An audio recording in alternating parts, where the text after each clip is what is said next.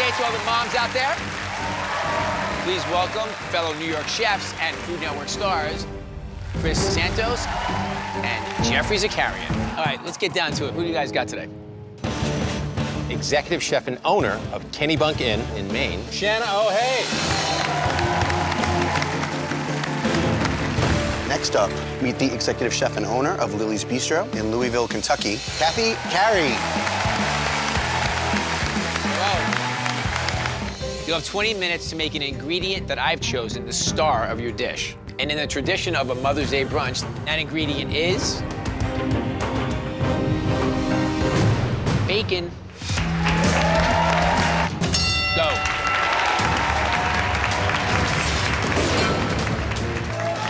Today I'm making homemade spätzle, cooked in bacon fat with a side of apples, shallots, and spinach. Spätzle is a German pasta made with flour, eggs, and mustards, and it is something that might surprise the judges.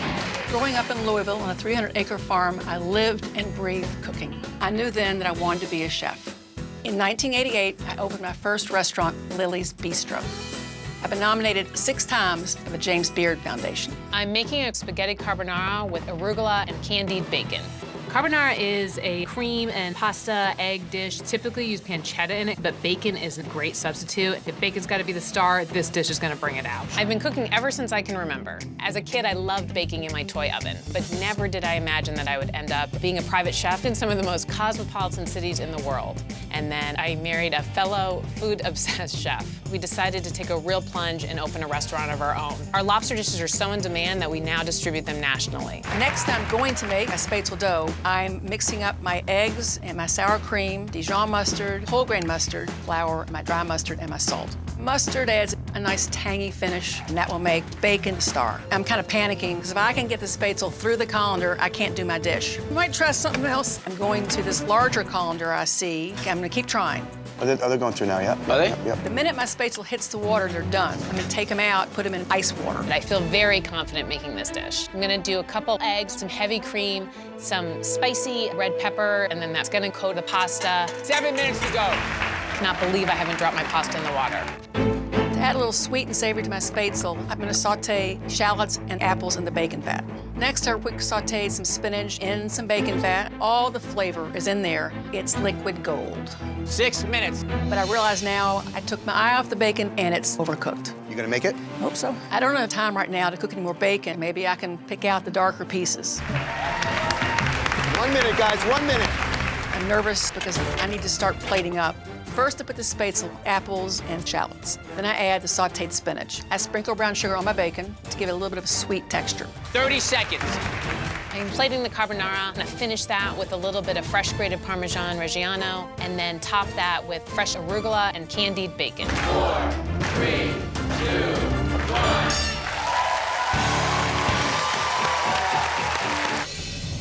Okay, Chef, Jeffrey and I are both here to beat Bobby. What it's gonna really come down to is who really made bacon the star of the dish. Kathy, tell us what you made. I made homemade spätzle with sauteed gala apples and shallots with sauteed spinach. I think you did a great job with the spätzle and incorporating the bacon fat into it. It's, so much flavor when you eat it, but I have bacon that's just really overcooked. It's just black.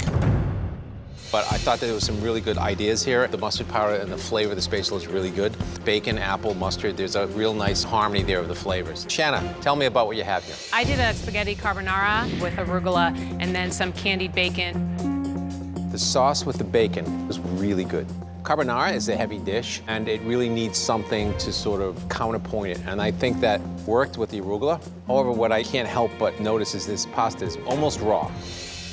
You did do a nice job with the bacon. I love the arugula with your candied bacon. I think that's a great combination. The chef that Chris and I have chosen to go on to round 2 is Shanna.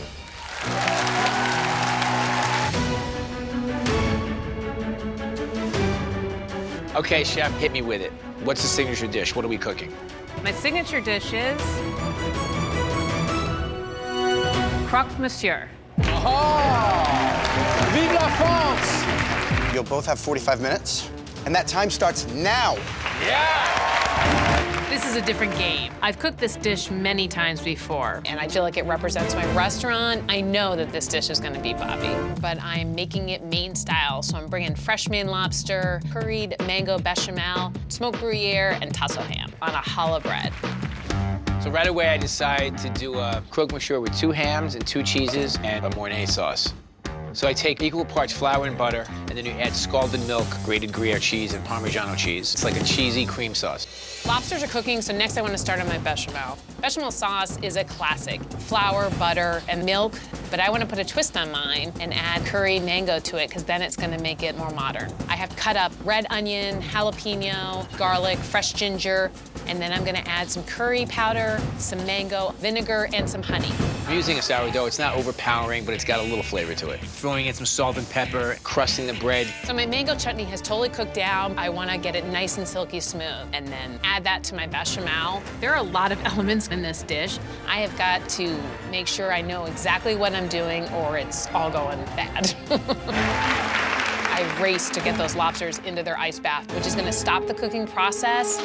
Now I'm starting to brown my tasso ham, so I get a nice little crispiness to it. I'm using tasso ham because it has a great spice on the outside of it. Next, I add my Gruyere cheese and my crisped up tasso ham to my challah bread. Challah bread does have a little bit of sweetness, which I think will really complement the lobster. I'm gonna finish that in the oven so the cheese will melt, and that'll be a perfect crispiness for my sandwich. I'm going mostly classic with a little turn. I just can't make a ham and cheese sandwich because that's not winning. So, not 1 ham, 2. The Black Forest ham kind of has a nice smoky flavor. And then I also take some prosciutto and fry it for a contrast of texture. I'm taking basil and parsley, some anchovies, some capers. I'm just blending it up. And hopefully that will make my dish stand out. Now I'm moving on to building my sandwich. So I'm gonna take lots of whole grain mustard, some very thinly sliced Black Forest ham, and then I'm gonna layer it with some Gruyere cheese. Then I'm gonna take another piece of bread, stack it on top, put the Mornay sauce on top, then put it under the salamander to get a nice bubbly brown top. All right, guys, we're coming up on 2 minutes. Let's go, let's go. I grab my bread from the oven, and the cheese is not exactly as melted as I want, but I got a plate. Cook! Bobby's flustered more so than I've seen in a while. Just waiting for the salamander to do its job. I'm definitely feeling the pressure. 30 seconds, guys, 30 seconds. I've got the first layer down, and then I'm gonna layer that with the lobster meat, then put my mango bechamel on top of that, and then the fried egg. Now I have the sandwiches out on the plate.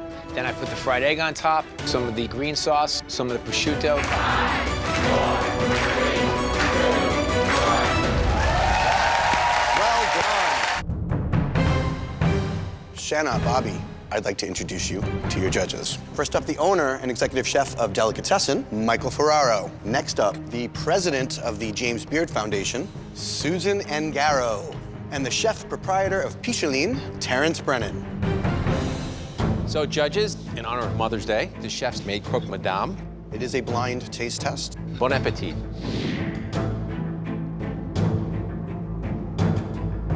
I've had many a croque madame. Usually it's just made with 1 cheese, but there's probably 2, 3 different cheeses in there. It's really, really delicious. What I really love is how crispy the bread stayed. I love the 2 different types of ham. Great classic take with a few little twists, but I think adding the salsa verde, I feel like there's almost too many flavors in this dish. All right, judges, let's please dig into dish number 2.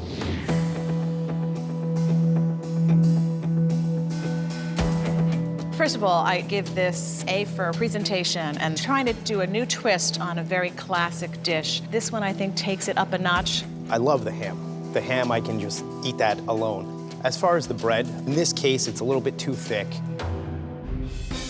Well, chefs, the winner of the croque madame competition is Mr. Bobby Flay.